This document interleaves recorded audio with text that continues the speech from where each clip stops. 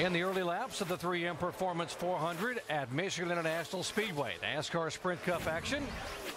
Jimmy Johnson led the first 7 laps. His teammate Dale Earnhardt Jr. has led the subsequent 5. We are at lap 12, working lap 13 of 200. Jr. has that high line working, doesn't he? Yeah, he's the best at it, I think. He's one of those guys that can get up there. He can get that car so close to the wall and find that little extra grip sometimes. One of the big questions this week was, would this 24 team bounce back? The disappointment, the frustration of a 29th place finish at Watkins Glen, and the fact that they haven't won this year. Good to see this car up front and running well early on. Yeah, and there they are. They're up front right now, and that's not really been the problem. They were up front in the early part of the race last week. Can they sustain it? Can they keep this thing going the whole race? That's going to be the question. That is going to be the question. And I was talking to Jason Burdett, who was the car chief, just the other day on Friday, and he was telling me that they're not exactly sure what's going on either. Is it bump stops and things that they're fighting because their car just seems to go away? Jamie, you have more?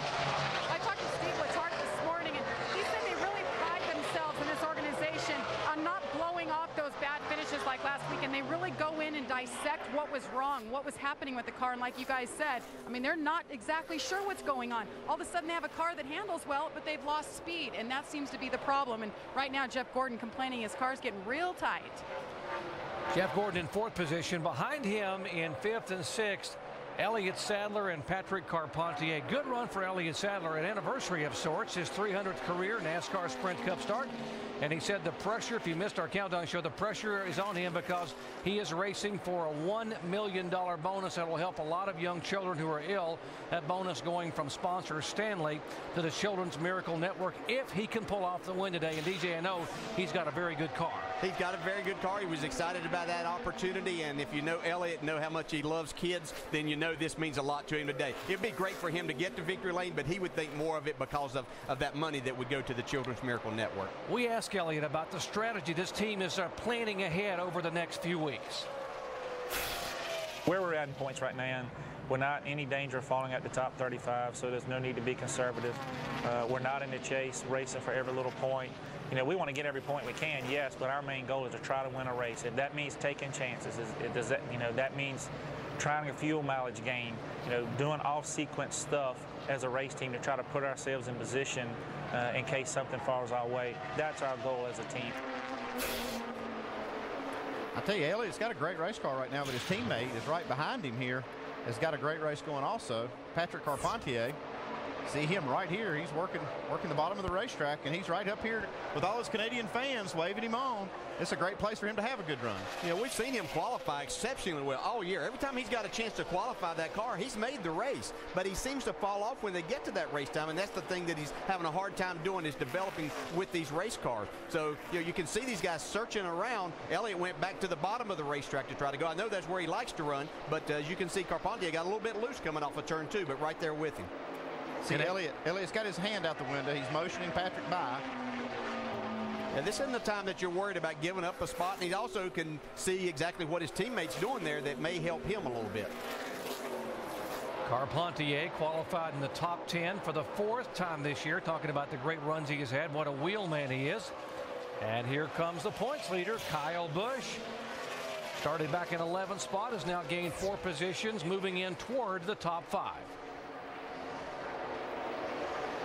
One thing that Kyle Busch can do better than most any of these drivers is run on that right rear tire, Dale. He can hang that thing out and actually operate. You see it right there. He can operate that right rear tire at a higher slip angle than most of these other guys can do.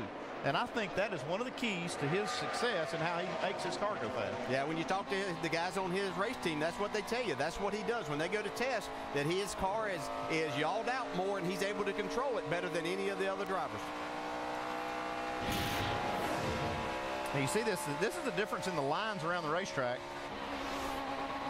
Have a caution out, but you can see there's a different length of the lap if these guys run the high line versus the low line. 21 car, and a tough break for last week's Nationwide Series winner, Marcus Ambrose, who finished 3rd in the Cup race.